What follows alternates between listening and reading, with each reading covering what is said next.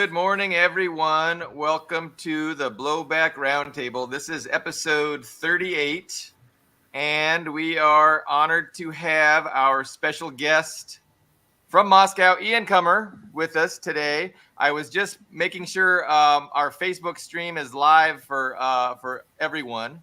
But there's a lot to discuss. As we were here on Friday, we talked about the UN vote that was going to, implement a ceasefire. That was the hope. It was widely supported. The whole world supported 100 sponsors for the bill.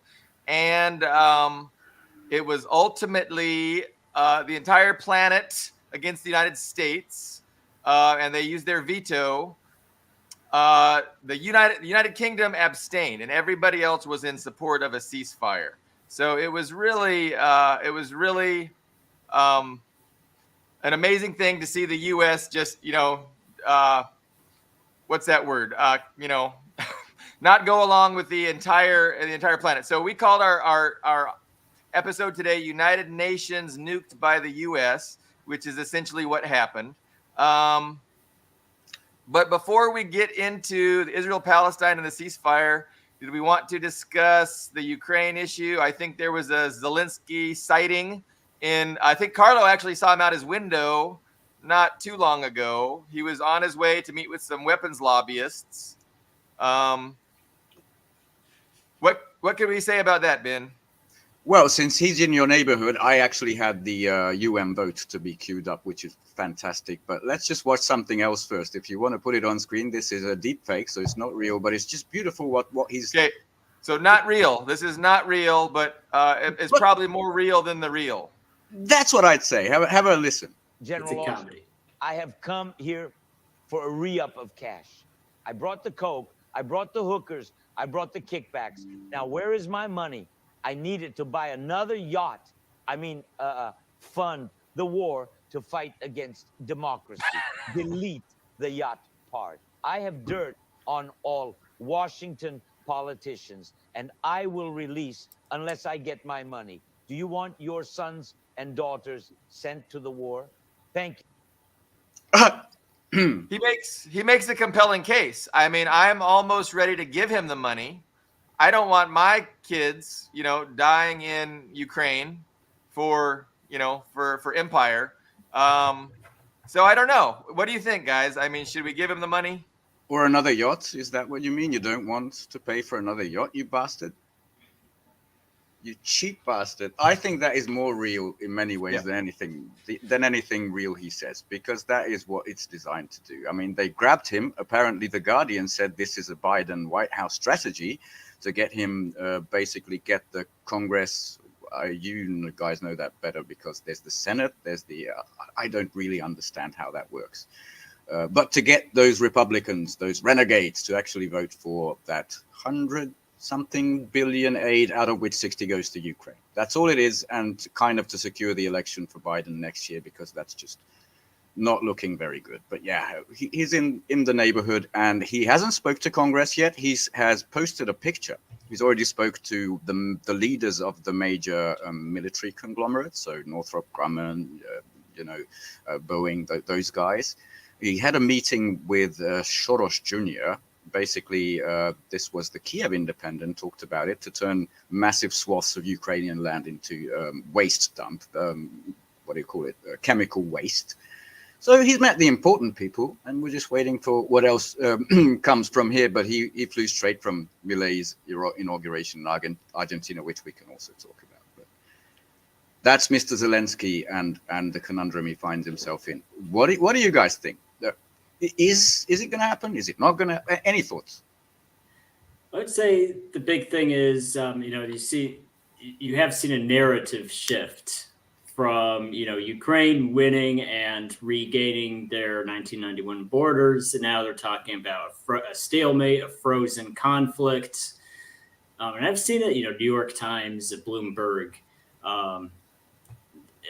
CNN, everybody's talking about that. So my perspective on that, which is what I wrote on the blog a few days ago, actually, is that it's too late. Ian, is this a stalemate?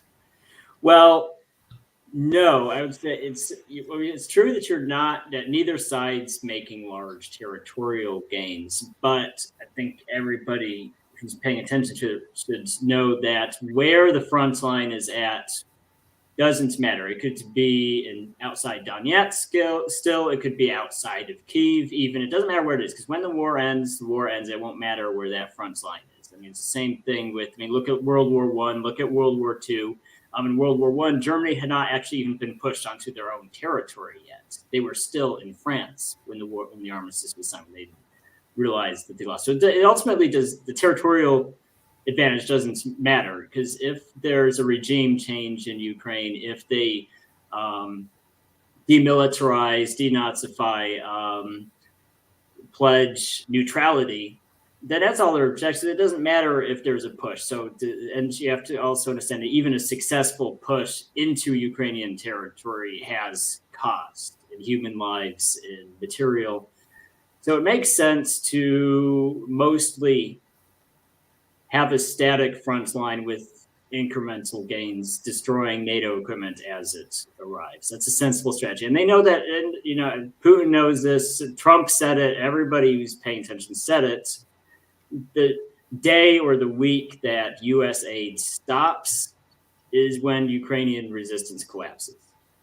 Everybody. Funny that the free and democratic country of Ukraine, stops to function when the aid stops, which is a headline that came out in multiple places. Yes, the numbers I've seen is that Ukraine needs close to $50 billion just to keep the lights on. Not even talking about military aid, but just to pay the soldiers, just to pay civil servants, just to pay pensions, which is kind of interesting with Americans having a cost of living crisis right now. We do have the money to literally pay the pensions and paychecks of every single person in Ukraine, all 25 million of them, which is pretty astonishing when you think about it.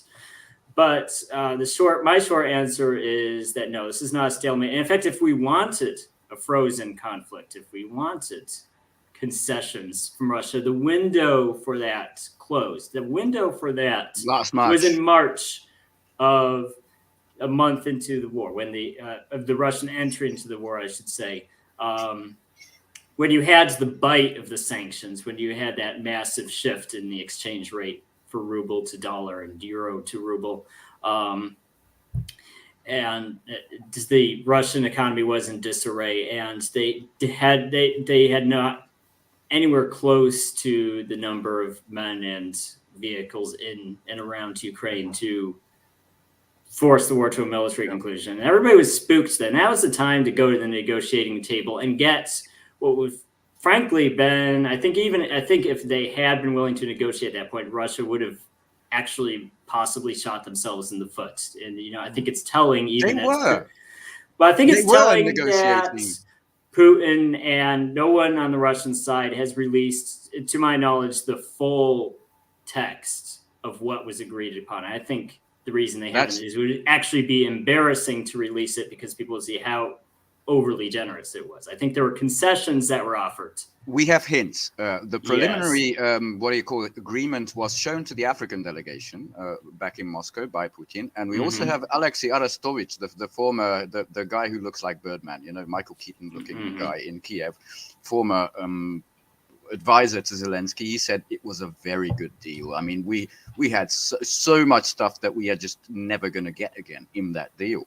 And he's gone 180% against Zelensky, against all the decisions since 1991, which he recently did on a TV show. Like, that's going to go down in the history books as some of the worst mistakes ever made. So we know it was a good deal. But what we also know from Zakharova, from Lavrov, and Putin himself, that we're not looking for negotiation with the Kiev regime at this point, because they don't realize the realities on the ground. Sure, we'll talk to the Americans at some point, but that, as far as they're concerned, the wind is at their back and it's closed.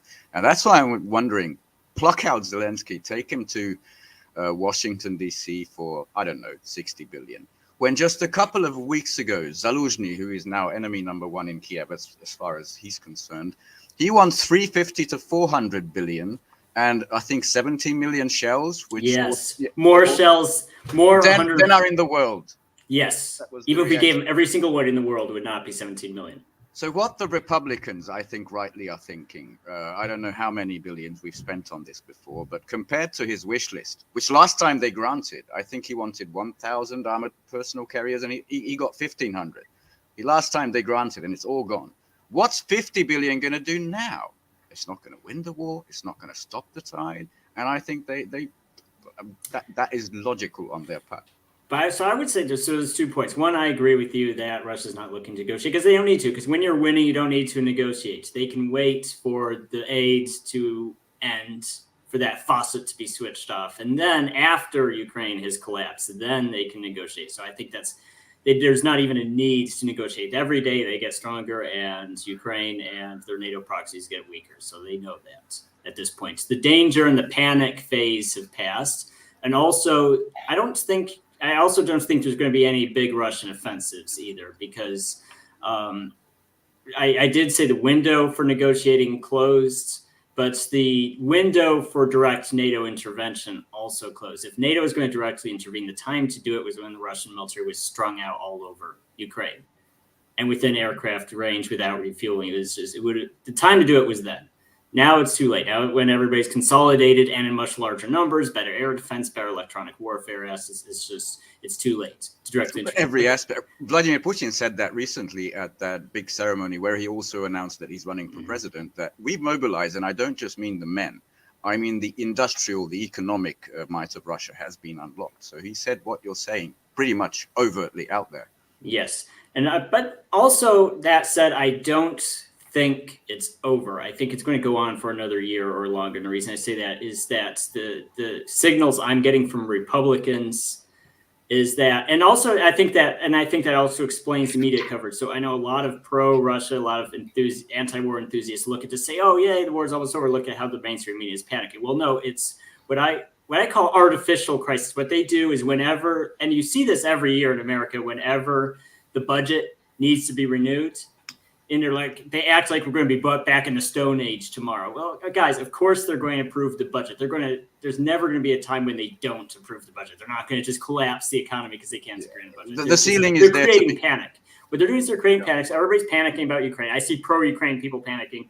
That's deliberate. And what Republicans are doing, I think they are going to prove something, but they're using it as a bartering chip for. They're going to get some concessions. They want domestic border issues, the fentanyl crisis. There's stuff that Republicans want that they'll get concessions out of Biden for, and then they'll allow the Ukraine.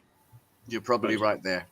In the next 3 days, because Friday is when Congress finally, what do you call that when it goes back? They go on a holiday, basically. That's so maybe the next 3 days, and the thing is, this is such a shady war, though. So I wouldn't even set those 3 days in concrete either, because the problem is that, they won't even audit what we give them. So who knows how much money and equipment stockpiled that's already earmarked for Ukraine. So it could go on even without any additional funds approved. They might have enough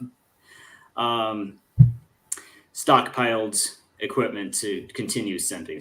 But I would say yes. I think at some point in the next month, you're going to see more funds approved, and it's just at this point, Ukraine's a bartering chip for domestic concessions from Biden and Democrats. Yeah, and you make a good point about creating the panic and creating a crisis, because that gives everybody the justification for going against their principles. It makes it easier for them to tell the voters and the people they pretend to represent, sorry, we just can't do it because there's a big panic going on. But Shaniqua asks a very important question, and it's directed at Carlo. When you saw Zelensky pass your house, did you throw a rock at him?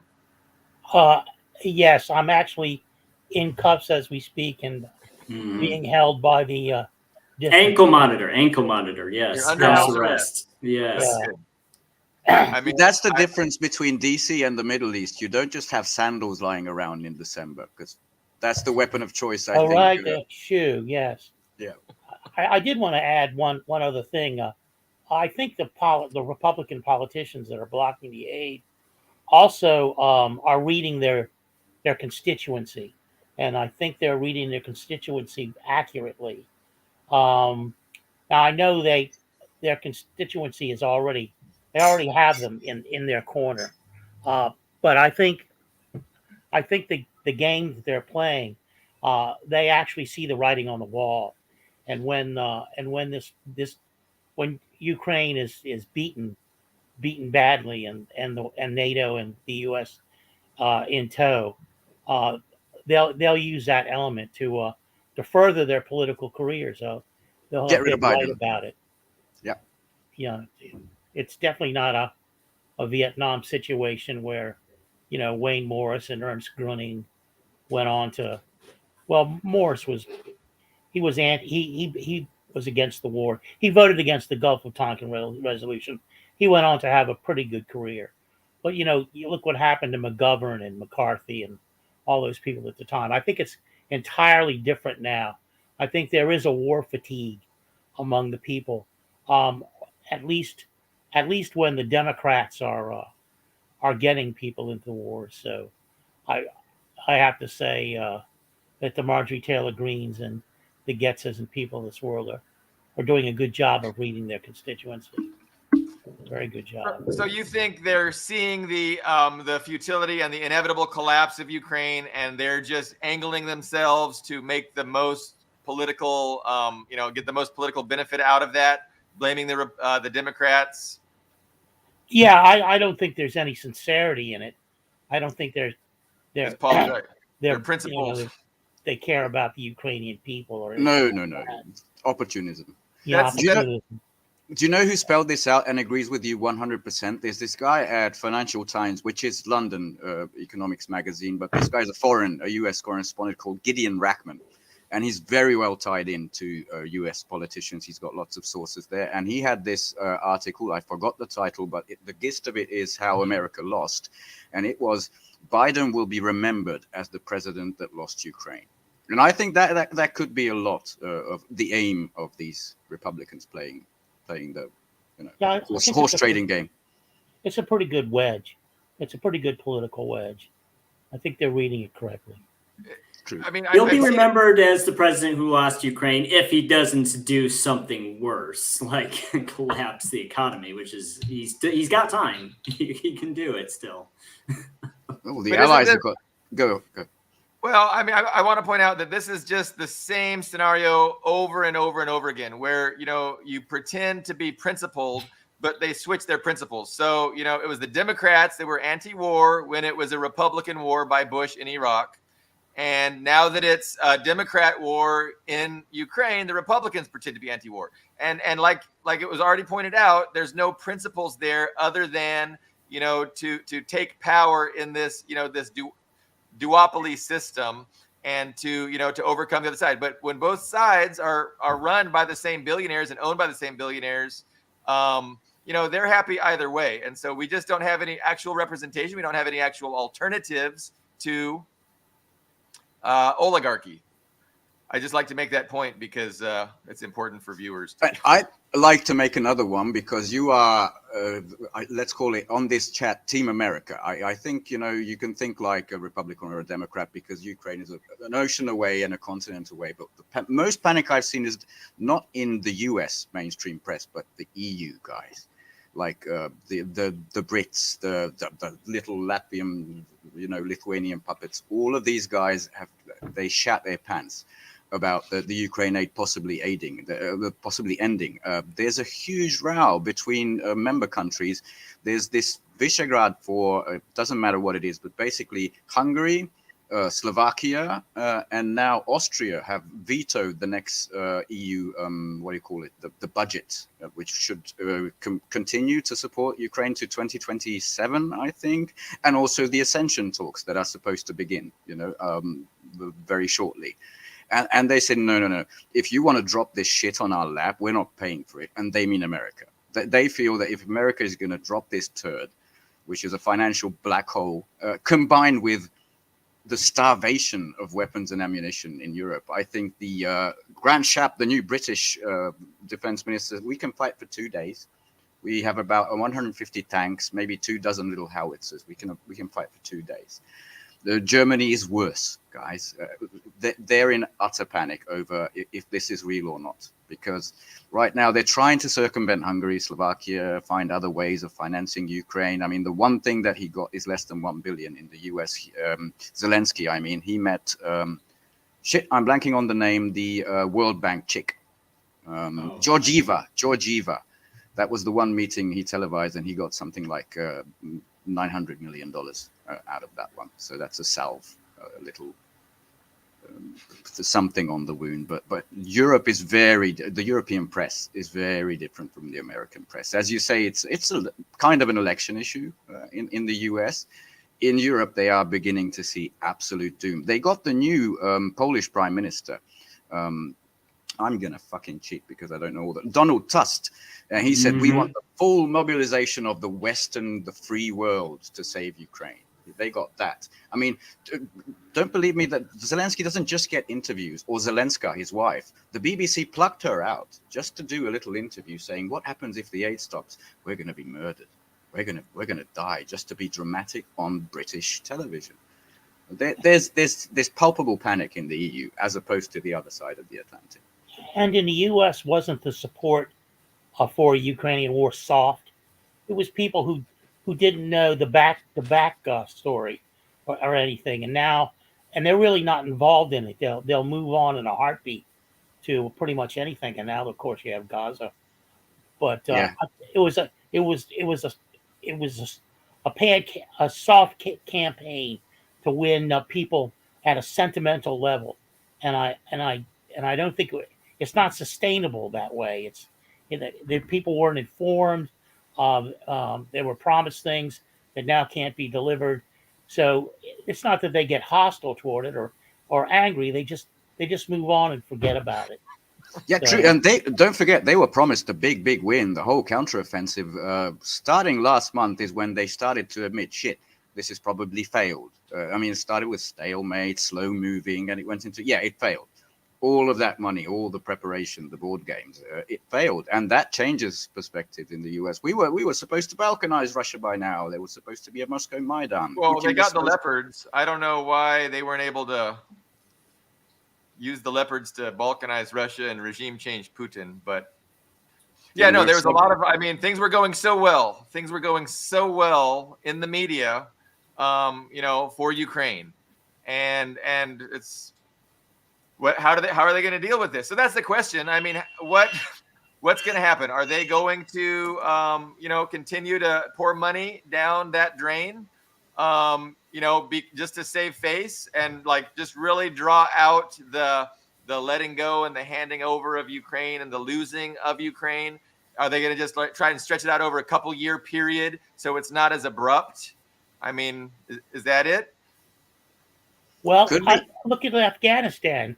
Nobody, well, not nobody, but very few people in this country know anything about the Afghan war to begin with or care anything about the pullout. It's mentioned even in the mainstream media. It's all Barbie and Taylor Swift now here. And those are much happier stories for people. They don't want to linger over Ukraine. And so. Greetings, Lord Charfield. But it's just a footnote somewhere. The whole Ashraf Ghani, we're going to be free, and then they replaced the same thing. We were winning for 20 years. We were just one more push away from total victory, and then all of a sudden we have to pull out. And you got our proxies hanging on the tires of the jets, falling to their death at 100, 200 feet. True, and add to that a story. I'm going to just shout out someone I recently came across. He's an independent journalist, and he's called Patrick Henningsen. He does one of the No to NATO podcasts. You probably know. 21st Century Newswire is his site.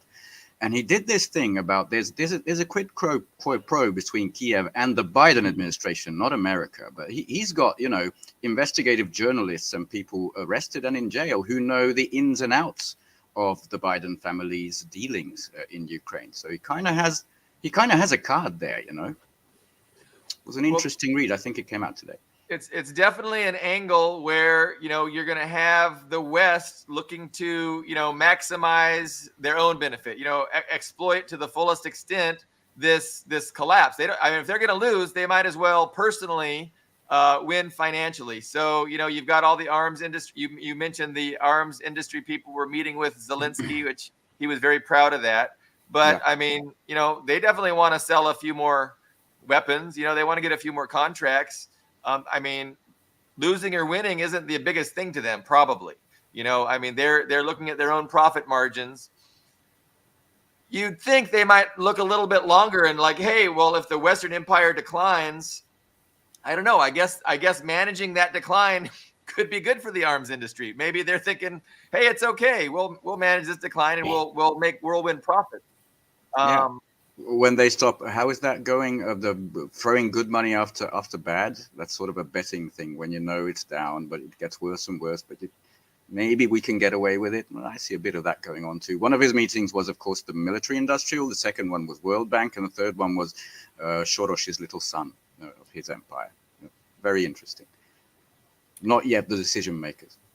But I want to piggyback off of what Carlos said about Afghanistan. Well, I'd say the key difference between Afghanistan and this is that when you have one world power fighting in a smaller country that's not a world power like not opposed by another world power like Afghanistan or Iraq, and that can turn into an embarrassing debacle. It can return to a withdrawal, not meeting your objectives. But that's not the same as getting into a direct confrontation with another world power in Russia or China and losing, which is what worries me about what's going on in Ukraine. Because what you were saying, Billy Bob, about are they just going to eat the embarrassment and pull out? Well, there's a chance they won't, because if they lose in Ukraine, it's going to be very hard to spin it as anything but losing to Russia, because yes, we were quote unquote not directly involved, but all of our weapons were there. Our NATO standard army was there. We were pouring all of our resources into it and lost. And it's really embarrassing because it wasn't just USA. It was all of NATO. It was like 50 countries were involved, from expertise to weapons, and someone who can't stomach that is NATO and the EU. I'm sure they can't just say, oh, well, it was a blunder, because it's next door. It's right here. Well, the concern is that, and it's mainly the USA too, because yes, the EU is scared, but the big nuclear power equal to Russia here is the USA. Is Biden and friends going to be able to eat that embarrassment and be able to walk away from the table at that casino where you're getting hosed, losing all of your money? Are they going to walk away from the table, or are they going to escalate? There's a chance that they escalate. And that's why they brought out of retirement another retired statesman, Joschka Fischer, one of the early chancellors of Germany, 90s, 2000. And he said, we need our own nuclear weapons here, because all the nukes in Germany are American property under American direct command, And now they feel like, so there's a lot of that kind of panic in Europe too. I mean, the UK had a headline saying, we need to get closer to the EU because it looks like being close to the US is no longer that important. So that's a big sea change in them too, the always separate little, what does that lovely man call it? Perfidious Albion. Well, that's an egg in the face of Biden too, because, the big news was AUKUS. That was one of the biggest, in my opinion, one of the biggest geopolitical shifts in the past 10 years. Where they screwed France. Yeah. Right. Yeah. AUKUS getting all an Anglo club together. And if the UK is making noises about, this isn't working out for us, I mean, that'd be a big embarrassment. I mean, even just the way the Arab states are drifting away from the USA is an embarrassment. And combine that with AUKUS falling apart immediately after it started, that it hasn't happened yet. But if that does. So, Ian, you're suggesting the threats to, start, utilizing American service people in Ukraine, or at least, mobilizing them and preparing them. I mean, that's what Zelensky is threatening us with. That's what, was it Lindsey Graham or somebody was saying, hey, we need to keep funding Ukraine because the only alternative to that is, the United States sending its own troops. So I don't think that's likely. Black Millie, Raytheon Austin, apparently in a closed meeting. Austin said something to that effect.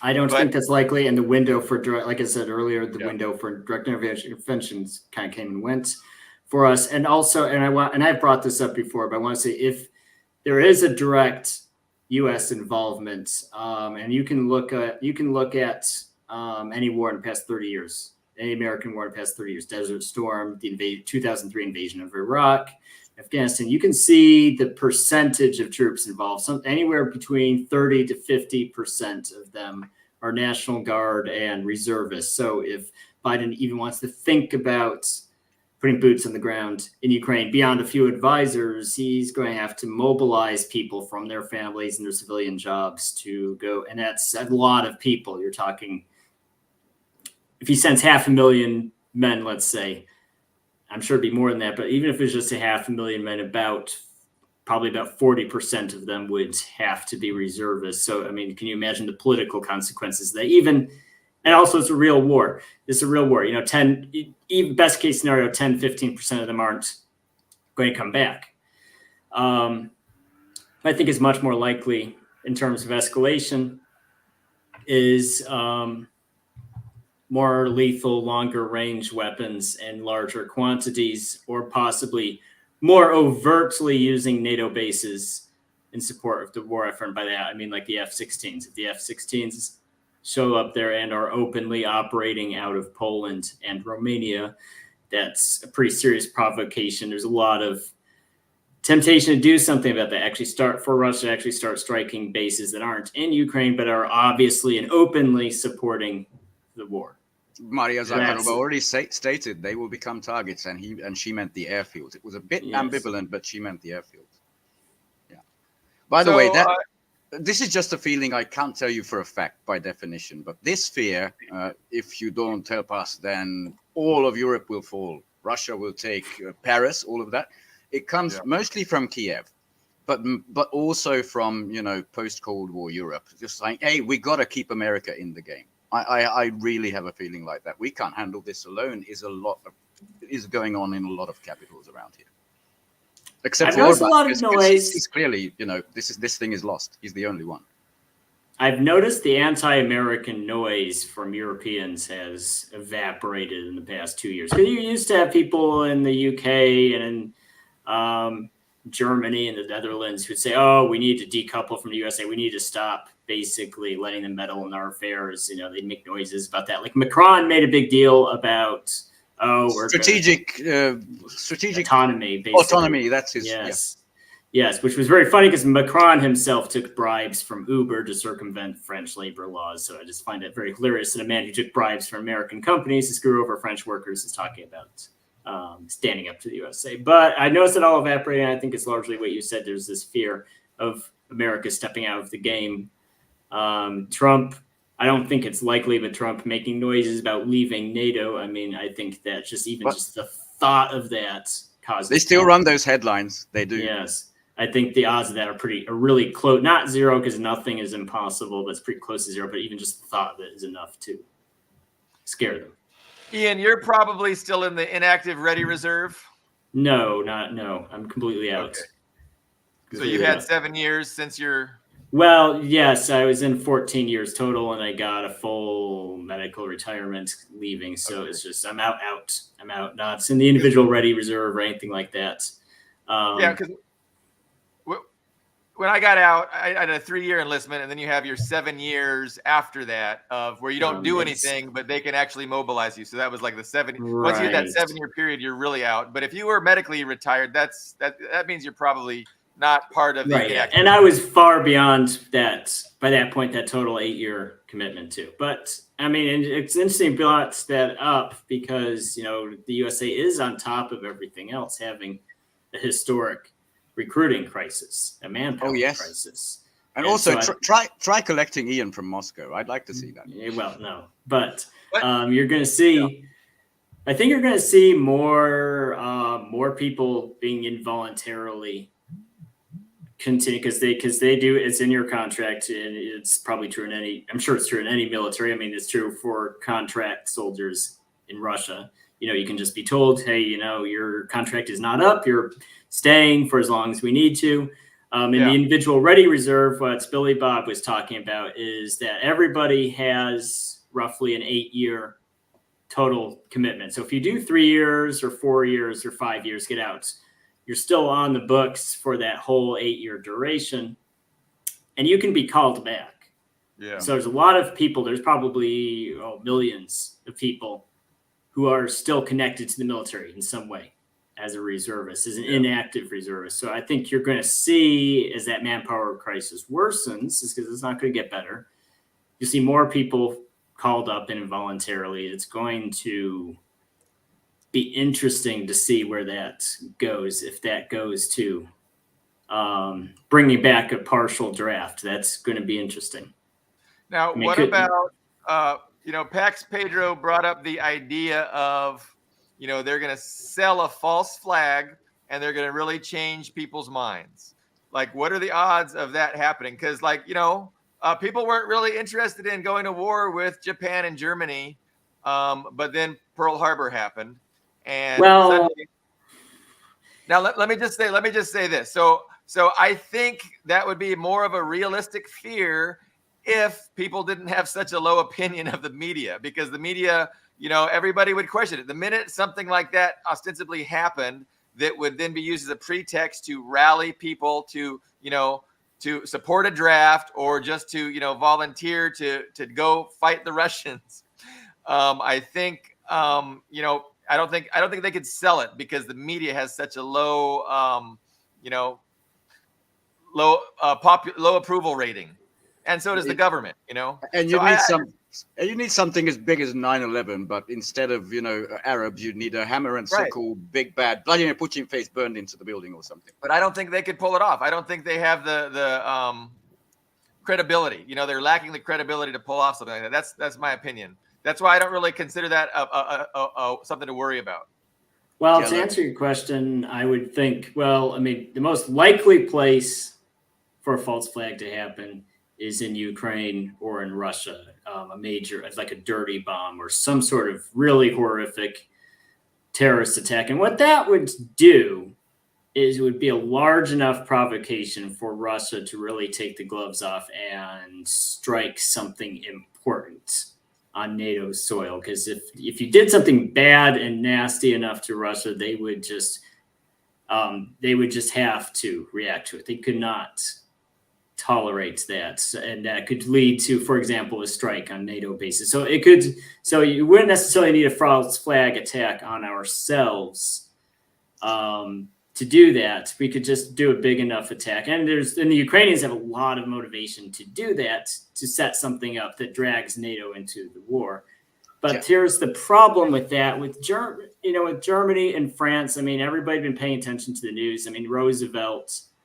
The Roosevelt administration had spent years setting up Japan as Germany as these existential enemies, right? Because there's the war in China.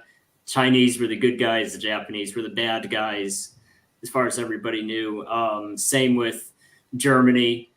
As soon as the war with the Soviet Union started between Germany, American communists, because up until Hitler attacked the Soviet Union, American communists had this policy of, let's not get involved in this. It's better for peace in Europe. The USA does not have any business in Europe. But when after the attack on the Soviet Union, they switched that. We need to help the Soviet Union with Lend-Lease, with military support. That was, and it wasn't, I wouldn't even say it's hypocrisy. It was just. It was Uncle Sam with Uncle Joe. Very few people in America, but yeah. Yes. So, but the problem is that if that chain of events I just described happens now, that if you had something that provoked Russia enough into attacking NATO territory, NATO people, NATO bases, the problem is that how would you spin that? Because you'd have people like Tucker Carlson, you'd have every anti-Ukraine Republican, every person who's been warning about this for months or years would say, well, we've been telling you this, that if you directly participate in the war long enough, you're going to get your fingers burned playing around the stove for that long. So how are they going to spin it to the people that, hey, we need to mobilize people. We need to go die by thousands or tens of thousands or hundreds of thousands because Russia blew up this air base in Poland. It's going to be a hard sell, especially because it's not going to happen in a vacuum. There's going to be a lot of voices on the right and Republicans and conservatives and libertarians all pointing out the obvious that it was justified. I think they'll just come out and say it. So that's a good analysis, and we're just we're just thinking about how it could happen, but I agree, it's very unlikely. It sounds fantastical and impossible. It's better just to take the L and start just engaging, on the planet as one among several equals, and looking out for humanity's best interest instead of the best interest of these. If only America could structurally do that, man. Yeah, that would be amazing.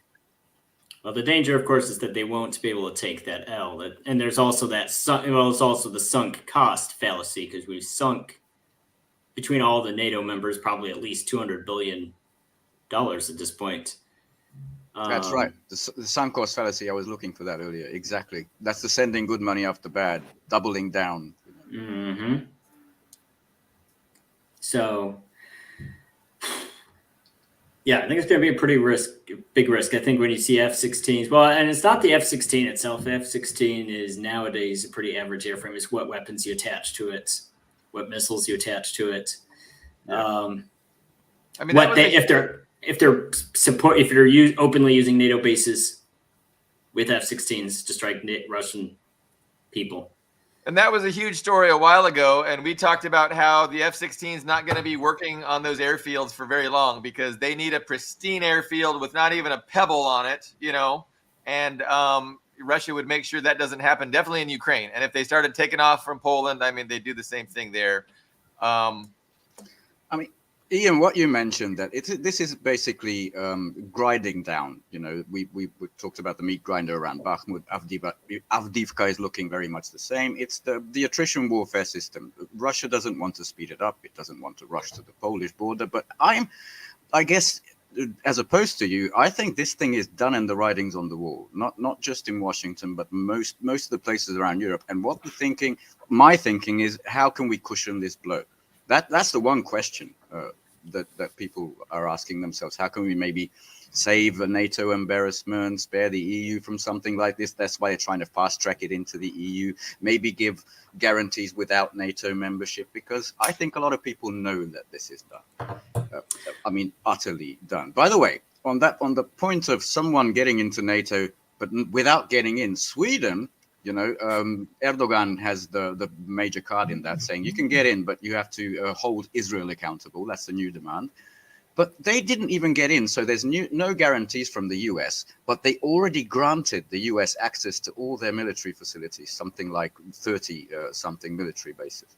Isn't that a wonderful arrangement to have if you're Swedish? I don't know. It's well, the reason I disagree with you about the writing on the wall is because even in the most hysterical news stories I see about this, it's Putin's about to win. Now, how can we freeze the conflict? I don't see even one person suggesting concessions. No one's saying what concessions can we give. They're just saying, how can we end this in a war that's most beneficial to us? And until someone stands up and says, what concessions can we give without sinking the ship? Because that's ultimately, and Russia doesn't want to give concessions. They don't need to give concessions. It's not going to end until NATO, the USA. The world needs to go back to December 2019. Think of a European security architecture that takes into account Russia's legitimate interest, but they're not ready to do that. You're right. You're completely right on that front. How can we make this beneficial to us? And they're talking to a wall or themselves, because Russia said there won't be a Minsk III. They just won't. That's the official, foreign policy doctrine now. The big irony here, I was going to say the big irony is that if they had closed the NATO door to Ukraine and admitted them into the EU, there wouldn't have been a Russian intervention at all. Because no one in Russia cares if Ukraine joins the EU. Yeah, No one cares I because mean, it's an economic union. No one exactly. really cares. Putin was saying you can join the EU and you can still trade with us. Like you can have the best of both worlds. He was for that. It was the EU that said no. You have to choose. You're either with us or with them. And yeah, they had obviously ulterior motives. Of course, they're not going to join the EU. No one's going to take that financial black hole into the EU. I mean, Also- they get a lot of housekeepers and hookers. Unfortunately, would be the reality. Also, there's this little tri-border area where Slovakia, Poland, and Hungary intersect with the Ukrainian border, and it's all blocked by voluntary truckers, not letting luxury cars and yachts through, and not letting the cheap Ukrainian gain through to us because it will ruin the farmers. So even if they got into the EU, there would be a lot of discord. Well, the problem is, I want to bring up Poland real quick because you mentioned the new guy. Oh gosh, I already forgot his name. Tusk, yeah. Tusk. He's an absolute EU bureaucrat. Yes. What they call globalist, it really fits him. Well, I want to say this, that with the Polish rhetoric is consistent with they're doing a lot of mobilization because right now they're running at a trade deficit. They have a fairly massive Huge trade deficit. Yeah. So, but from what I've read, is that it seems like they're doing a lot of military buildup because that keeps the money flowing and it looks good for elections. And it's a very short term game that runs out fairly quick, but they're kicking that can. They're continually kicking that can down the road. So it doesn't surprise me at all that Tusk getting into colossal debt at the same time. Yes. Yeah. So Ukraine's a great part of that game as long as it runs. They can justify that debt and that spending. So I think Poland's going to continue being noisy in that department. And what do you do after that? It's called austerity. It's kind of what we see Javier Milei doing in Argentina right now is, okay, well, now that we've run up the debt, we're going to go ahead and implement austerity. We're going to downsize the government. We're going to cut all these programs for you filthy poors. And the rest of us are going to be empowered. Us wealthy elites are going to, we're not going to be constrained by government. We're not going to have to be taxed by government. We're going to have all the privileges we've always enjoyed. Sorry about you poors. I hope you don't try a revolution because then we're going to get our death squads to, that's just the history of Latin America and South America for the past 75 years. It's amazing, the inauguration. Like the headline was the inaugural maiden speech, they called it. He already said tough times are ahead and austerity is coming. Like that was his maiden fucking speech. And the first thing he reneged, he cut half the ministries. I think now 9 out of 18, sacked, done, just axed. And then the first thing he reneged on was he is actually committing to the Paris Climate Accords, which was not what he was running on. The second one was talking to China on, we have that currency exchange deal. We'd like that between the dirty commie China and my pristine Argentina renewed. So he's hitting some real realities. But my favorite part was Zelensky was there, and Milei doesn't know about the Zelensky curse. So he got a big old hug and gave him a menorah, the 7-pointed chandelier. It's like a meme. It's amazing that he is converting to Judaism. It's like I couldn't even make that up. It's all in the last couple of weeks. Yes. Yeah. Absolutely amazing. And what I really love about this guy is the Russian social media, especially VKontakte and the Twitter Russians say, we already had someone like that. We had Yeltsin, we have Gorbachev, we know what this is. They immediately think of the horrible 90s when they look at Milei and his policies. I thought that was worth mentioning. Yeah, this is a country where the middle class has been destroyed and 40% of the people are already living in poverty. Argentina. Yeah. Already in crisis. Yeah. Already in crisis. Neoliberalism and anarcho-capitalism have a lot in common. They both are pushing for the same kind of policies, and they're terrible for the vast majority, but the wealthy elite loves them. So they're not exclusive either, those two. They're not in opposition. Neoliberalism, everything is privately owned and left to the market. Anarcho-capitalism, basically the same, but I don't know. A little bit more. A little bit more freedom from our bosses, I guess. What about the Middle East? We're about 50 minutes in. We haven't touched on the Middle East. So there was this, the UN veto. I asked before the show, we were talking, and I asked you guys, does the U.S. really care about the optics? Do they really care the people that really matter that make these decisions, do they really care that they look like total hypocrites and just their whole pretense at human rights and democracy is just destroyed and in tatters? Like, do they even care? My answer was maybe at the moment they don't, but they really should, because it's never been more overt how captured these institutions are, and the whole world can see it. I mean, we are looking at this genocide televised on every smartphone, every PC. You can see it.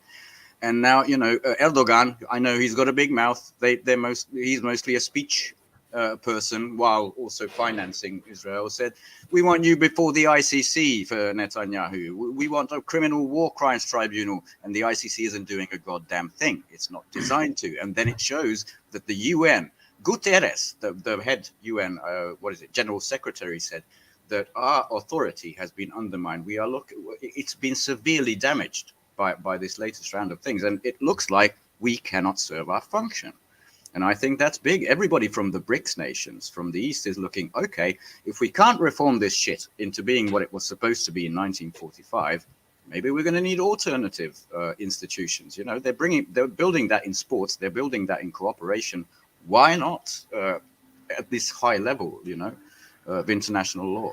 I think there's a lot of people looking at this in this way. I think that there is a lot of alarm in the sidelines, because I do think Israel is a classic case of the tail wagging the dog. Everybody says, "Oh, Israel is an American puppet." Well, is it really? They have a huge amount of influence. It's the largest foreign lobbying group in the USA, or even just what's his name, Ackman, the Jewish billionaire, who is just straight up saying any university student who opposes that guy should just be blacklisted. I mean, who has the power to do that? No other country has the power to do that. Not even, not Ukraine. Nobody can just say, someone who even just opposes us and puts his name on that letter should just be blacklisted forever. So I think Biden and the Biden team realize that this is very bad for election season. It is terrible optics, because something like, I think at this point over 90% of Americans would favor the ceasefire, but they just politically can't, because Israel essentially calls the shots in American politics. And so they're doing this cope of, the rumor is that they would like Israel to please end the war by the end of the year. So I do think they're very alarmed and disappointed about it. There's just not a lot. That's optics management, because what Israel also likes to do is just brag that, of course, we can get away with it. They do a lot of that. And they just, some unnamed official said, there's no actual split between the US and Israel over Gaza, because the US agrees with us both in public and in private, with the goals and everything. And they like to just spurt that out while the US is trying to, finish it by Christmas. You should be more gentle to the civilians while we send you these big bunker buster bombs, because we don't agree with all that. They're trying to be careful. I think they're panicking too, honestly, because I don't think this war is going well. I mean, something like 500,000 people have fled Israel since October 7th. That's not good demographically. It's not good economically.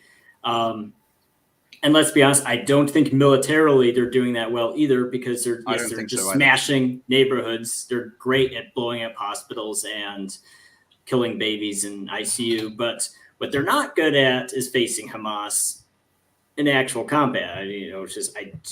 I would be surprised if even 10% of those, what are we at now? 18,000 fatalities. 18,000, I think so. Yeah, I would be surprised if even 10% of those who are militants in any sense of the way. They're just bombing everything. They're not, because the intelligence, you can't tell me they had such a huge intelligence failure on October 7th and then say, oh, we know where every Hamas headquarters is. The AI knows.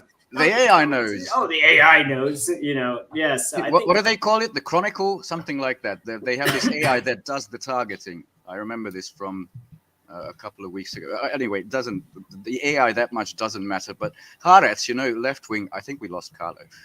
Sort of left wing Israel magazine came out with the metrics of the people who died in airstrikes, and it's more civilians than any conflict in the 20th century, meaning both World War I and World War II. That is the shockingest. Percentage-wise? Percentage-wise, as in Yes. people who died in airstrike, more than Dresden, Yes. more than any, French city under German bombing, and that's shocking. And they just come out So, with guys, Carlo is our audience bellwether, and He's back. Clearly, we are not interesting enough to keep his attention. No, I'm sorry. I'm on so much medication. Yeah, no, Carlo, I apologize for I don't know if I need to drop you off or if you want to continue, but I get it. You got your back issues and you're on some meds. We're fine watching you sleep. I was making a joke. I was making a joke about you're our bellwether and our audience. Clearly we aren't entertaining enough, and our audience is going to sleep. But whatever you want to do. If you want to stay on and snooze when we bore you, that's fine. Or I can drop you off. Either way. I guess just drop me off. Okay, yeah. We'll check in on Friday, but Yeah, I'm glad I'm you are sorry. not in pain and you're able to get some rest. So I'm going to remove you here. See you next time. Okay. But poor Carlo. Yeah, I know he's been having all those doctor's appointments, whatnot. But what were we saying? Oh, so I would say, I think I was going to say, just to finish my train of thought, because Israel, as I said on one of your previous shows here, actually, Israel talked really big, right? We're going to destroy Hamas. We're going to do this. We're going to do that. They talked huge game. They did. That it's just in a sales and marketing perspective, it was a huge mistake too, because the saying is, that's a good point. Under promise, over deliver. Talk small and then do more than what you said you were going to do. They're doing the opposite. They talked big, and now they're just if they get anything less than total victory out of this, which I'm sure they will, it's not looking good for them. Over Hamas, that's going to be interesting. A total victory over Hamas. Yeah, they're in a pickle, to say the least. I wanted to talk about Ian, that the perspective. So I think there's different ways of perceiving the relationship between the United States and Israel. One common refrain, which you kind of did say, was that Israel is the tail wagging the U.S. dog. But ultimately, I mean, Israel is dependent. Everything that they do is dependent on U.S. support. So to me, it's hard to say that the U.S. is being asked to do something that they don't want to do. So how do we make that case? The U.S. is absolutely doing what it wants to do, and the U.S. is the people in charge of the United States are not having their arms twisted behind their back to support Ukraine or to support Israel. They're just doing it because that's what they want to do. Even though it's not in the best interest of the vast majority of Americans. But you see that same scenario where it's a few wealthy elites implementing policies that only think that is beneficial for their own interests, perceived interests, and it's in the detriment for the vast majority. So what do you think about that? How can we really say that the U.S. ruling establishment is not really in charge and they're being dictated to by little Israel? I'm not sure that's an appropriate analytical perspective. Well, that's a fair point. And let me bring up Ukraine as an example. I mean, you've had multiple people, you've had multiple Ukrainian oligarchs boast, and you can look it up. I'm sure you've seen it. Actually, they boast about the dirt they have on Biden, right? Yes. So that's another case of that, a possible case. I've speculated on that before. There's no way to know for sure, but I've speculated on that there is.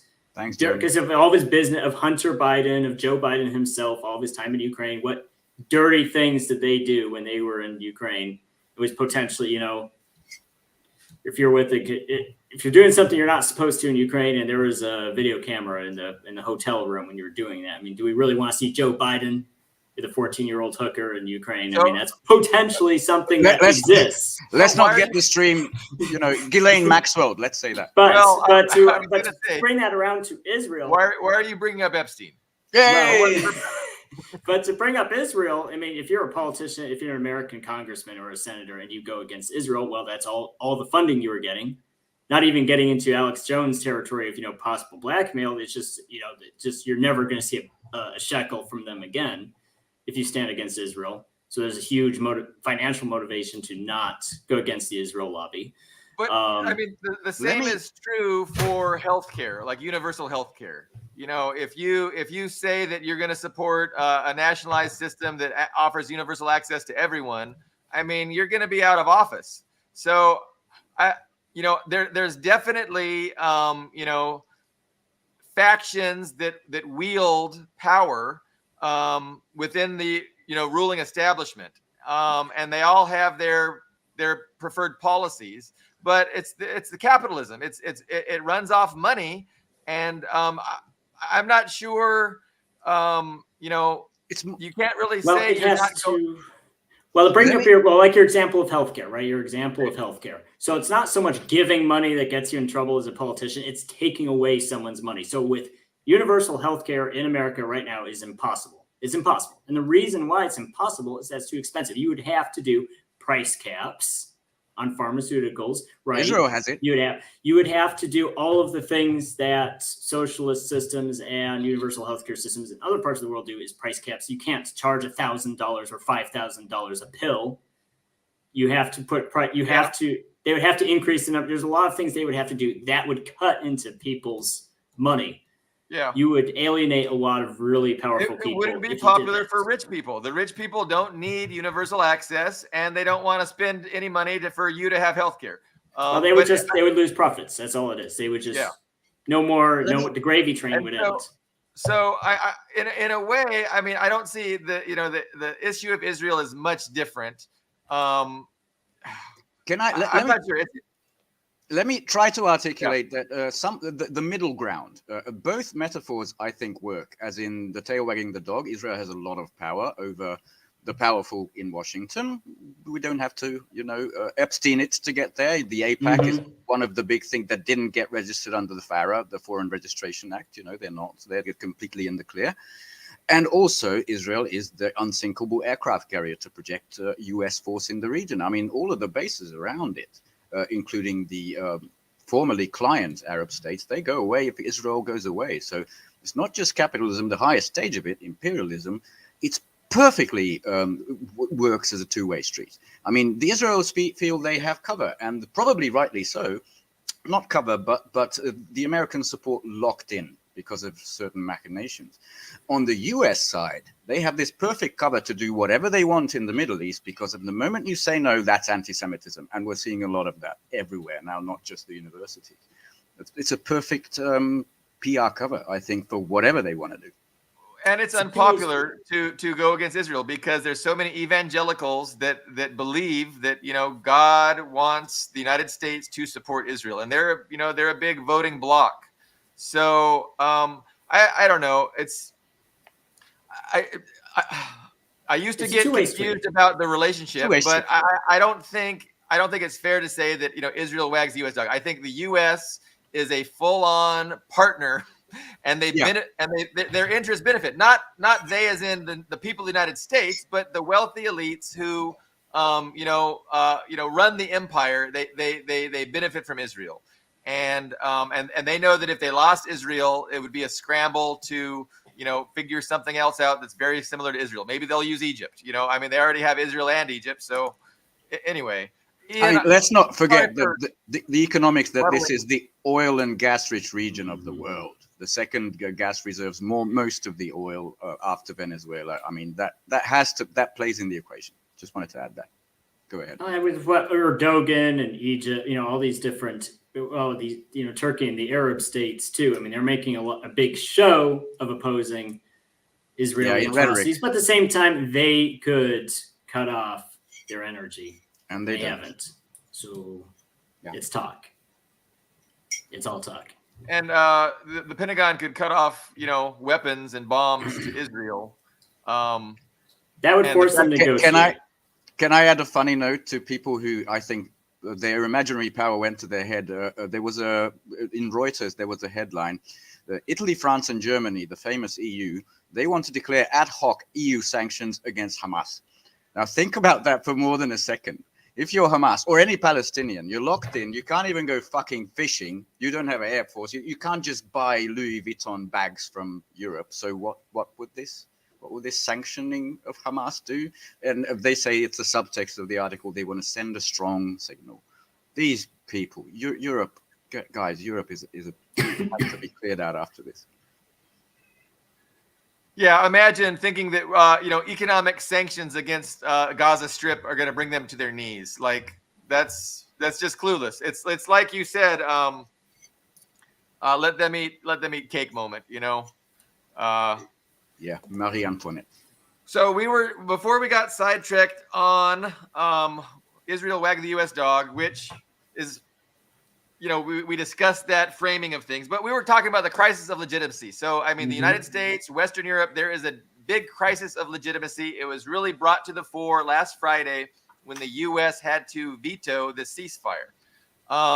So what is the response going to be to this crisis of legitimacy? How much do they really care? So I noted before the show that I think with the crisis of legitimacy, it makes the job of the politicians harder and the media harder because they try and sell this system to the average Joe saying, hey, this system is good. It's based on principles of human rights and democracy and that's dead.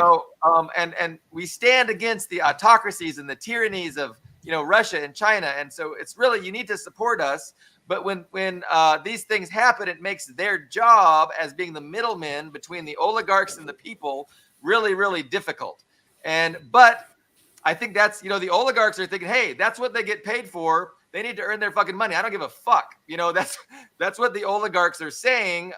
They don't give a fuck about this crisis of legitimacy. They pay good money for these people to run interference on their behalf and, just work harder at selling this imperialist system.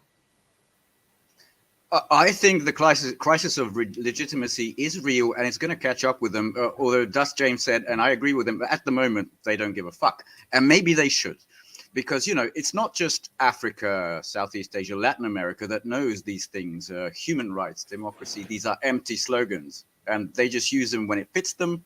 Yeah. And they call everybody else autocratic or tyrant or dictator, like they do with Putin now and Xi Jinping. But a lot of the so-called civilized West is seeing shit. This is transparent. Come on. I mean, in Ukraine, fewer civilians have died over 2 years than in 60 days in Gaza. And you're going to try to hide behind that thing? I think this is real. And remember how we got here. Just last week, we had Vladimir Putin flying into the UAE, then to Saudi Arabia, then back home to meet Ibrahim Raisi, the Iranian president, in Moscow. And after that, the UAE put forward this thing, which was, I think we discussed or sort of argued, is it designed to force a veto? And obviously it was, because since then we had a readout. Netanyahu called Putin for 90 minutes, and apparently he was very annoyed and upset that Russia took the anti-Israel position. That's a big shift in Russian foreign policy, And I think it's reached a goal, especially in the region, in West Asia or the Middle East. A lot of people are just seeing the US for what it is, and the UN, I think, neutered. I would say what you brought up. I think Russia has for a very long time. Soviet Union and Russia have had a mostly good relationship with Israel, and I think now that's a huge change that they're just basically, this combined with Israeli help for Ukraine is just caused them to just accept that they're not going to have good relations with Israel, and they can do fine without it. But I think the crisis of credibility that you're both talking about is very significant, but it's going to be a while before we see the effect, because it's a generational effect. People, because support for Israel is largely generational. People in their 60s and 50s probably support Israel the most. And you see this in polls too. The younger the person is. And right now, all our leaders in power are that same Democrat. They're 50, and people 60. In their teens and 20s who are growing up still. And they don't have any previous they don't know anything about Israel or Palestinians because they're too young. And this war for a lot of younger people is their first impression. And it's not a good first impression.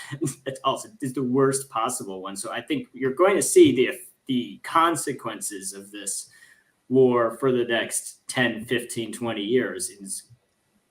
It's as you said, people age out. It'll be a slow flow. it'll be slow, but I think there's going to be a snowball effect too, because you're going to get to the point where voters and politicians, because as you said, they're the same age, or actually politicians in a lot of cases are older than the average voter, are going to age out, retire or die. And then they're going to be replaced by people say, I don't understand why we support Israel. Why? Yeah. And then there's going to come a point of no return where Israel no longer has unconditional U.S. support, Right. and then they're done. They're done at that point. We talk all the time about how the U.S. doesn't have friends; they have, tools. Or there's an actual saying that's escaping me. But right now, Israel's seen as an asset, and the minute Israel is viewed by a preponderance of the ruling class as a liability, they'll get dropped overnight. That's just the reality. And so, I mean, I hope. Like Ukraine. It comes quick. Yeah, like Ukraine. Exactly. But how long is it going to be before the establishment stops thinking what a great asset Israel is and start thinking they're a liability? But the minute that happens, we'll see that it wasn't Israel wagging the U.S. dog. It was the U.S.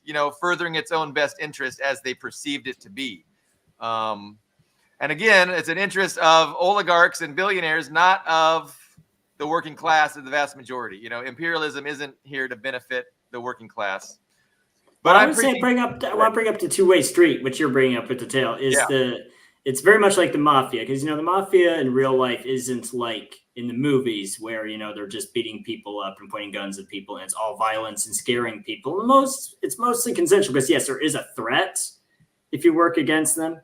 Except if you don't buy into their racket. But at the same time, everybody gets a taste. Everybody benefits from working for the mafia. If you have a small business in his part of town, you benefit from it. But you can also push people too far, too hard. That's the mistake Al Capone made. He was too violent. He turned too many people against him, and that made him weak. He lost friends, he lost allies, and that was how the authorities eventually. And he also made a lot of enemies too with his public displays of violence. And I think that's essentially what Israel is doing. They're being violent and they're boasting about it, and it's just They really can't control themselves, can they? No, they can't. Right. It's just it's hatred. I mean, it is literally like Nazi Germany. They can't contain themselves with how much they hate the non-Jewish population in Israel and in Palestine. Yeah. I mean, let's add just one factor to it. I mean, we do have Lebanon in the north with Hezbollah. We have the Yemeni, the Houthis, those boys, I love them now, who keep shooting down boats. So Israel has to go around fucking Africa if it wants to get into the shining, port of Haifa. And these guys, also, there's the resistance fighters in Iraq and Syria, which is still, half of it is permanently occupied by the US. And they're doing these little pinprick attacks. Now, I'm not saying this for fact, but I read this long, really good Pepe Escobar article.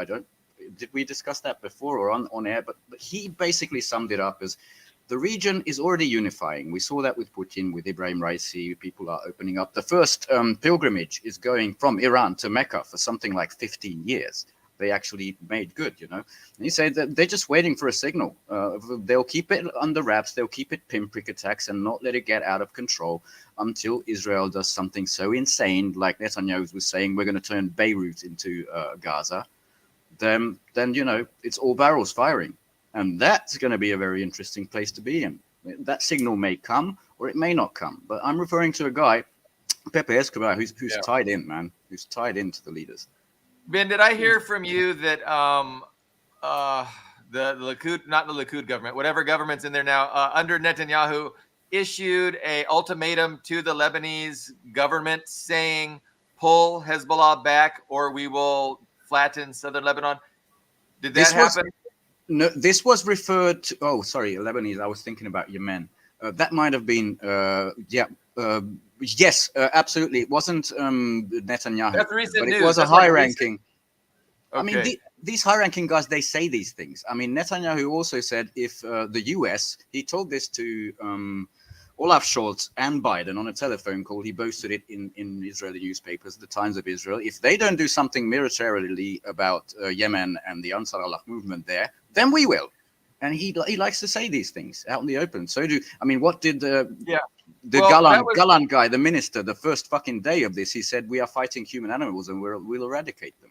That was a different ultimatum. So yeah, I heard that threat too, that essentially Israel told the US, you need to deal with the Houthis or we will. But there was another one where it was a direct ultimatum to the government in Lebanon, telling them, if you don't move Hezbollah, back, we're gonna just flatten southern Lebanon. But who knows? Like, do they? I don't think they really want to escalate. So yeah, that's the fact. Nobody's moved on Beirut, and nobody's moved on the. If that was a true threat, I think the Lebanese government can consider it a bluff because I don't see that going well for Israel, especially after 2006. But I did hear it, and it's something to watch out for. That's a recent, like a 24 hours old headline.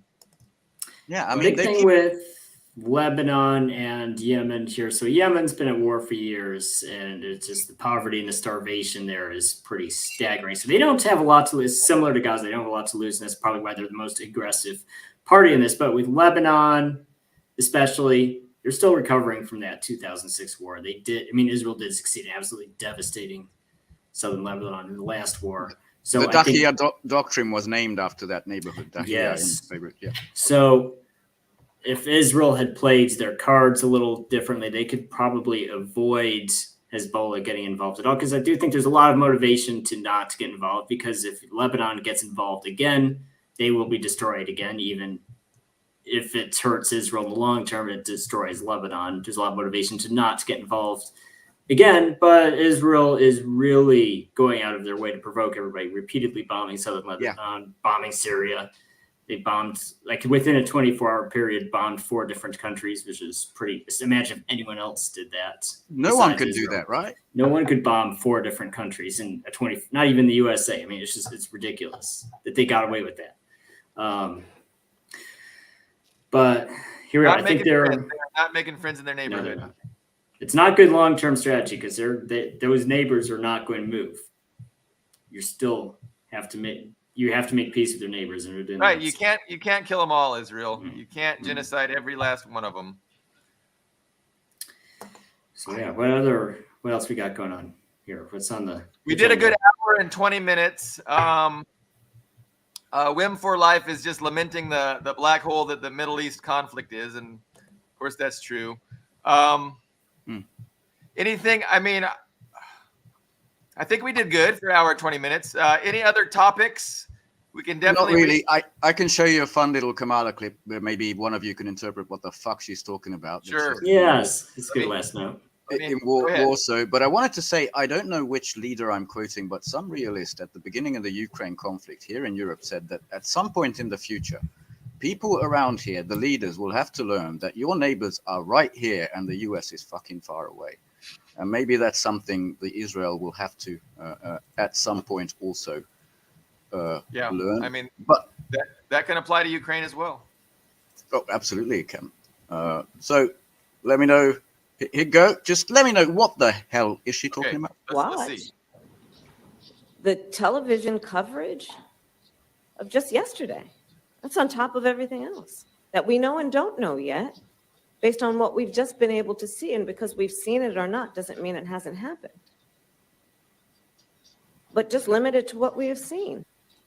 We all watch. Vice President Kamala. You're gonna have to do that. Okay, I didn't even. That was way over those my were head. Words. I don't know what they meant, though. It's the singularity. She's reached a higher consciousness. Yes, that's what it is. Well, she drank too much again. I don't know. She dated her way into the political scene by dating Mayor Willie Brown in San Francisco. So, not a lot going on upstairs. She is a beautiful woman, for what it's worth. But okay. I probably just got myself in trouble. Yes. We ought to end things on that very bad note.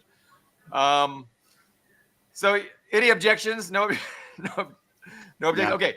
So we will be back on Friday for episode 39 of the Blowback Roundtable. Thank you everyone for watching. We had a lot of live spectators. We appreciate the audience. So we'll be back on Friday. See you then. Bye.